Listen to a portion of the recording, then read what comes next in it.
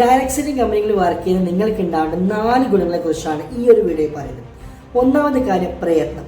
നമ്മൾ ഈ ഒരു ഡയറക്ട് സെല്ലിംഗിൽ വിജയിക്കണമെങ്കിൽ വളരെയധികം ശ്രമിക്കേണ്ടതായിട്ടുള്ളൊരു കാര്യമാണ്.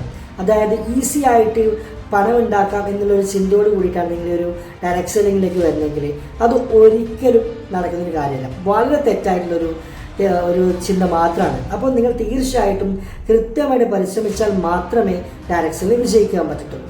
2, വിശ്വാസം. നിങ്ങൾ വർക്ക് ചെയ്യുന്ന കമ്പനിയിലും നിങ്ങൾ ആളുകളിലേക്ക് എത്തിക്കുന്ന ഉൽപ്പന്നങ്ങളിലും 100% വിശ്വാസം ഉണ്ടായിരിക്കണം. എങ്കിൽ മാത്രമേ നിങ്ങൾ ഡയറക്ട് സെല്ലിംഗിൽ വിജയിക്കത്തുള്ളൂ. മൂന്നാമത്തെ പോയിന്റ് ബന്ധങ്ങളാണ്. ഡയറക്ട് സെല്ലിംഗ് എന്ന് പറയുമ്പോൾ പ്രൊഡക്റ്റുകൾ മാക്സിമം ആളുകളിലേക്ക് എത്തിക്കുക എന്നുള്ളൊരു കടമയുണ്ട്.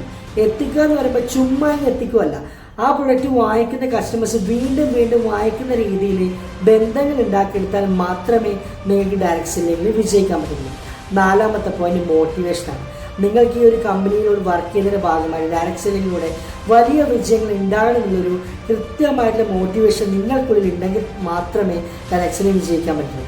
അത് ഒരാളുടെ കഥ കേൾക്കുന്നതിലൂടെയോ അവരുടെ എക്സ്പീരിയൻസിലൂടെ മാത്രമല്ല, സ്വയം അകത്തുണ്ടാകുന്ന ആ ഒരു മോട്ടിവേഷനാണ് ഡയറക്ട് സെല്ലിംഗിൽ നിങ്ങളെ വിജയിക്കുന്നത്. അപ്പോൾ ഈ 4 പോയിന്റും നിങ്ങളുടെ സുഹൃത്തുക്കളിലേക്ക്, ഡയറക്ട് സെല്ലിംഗ് ചെയ്യുന്ന നിങ്ങളുടെ സുഹൃത്തുക്കളിലേക്ക് നിങ്ങൾ എത്തിക്കുക. Stay tune. ബൈ.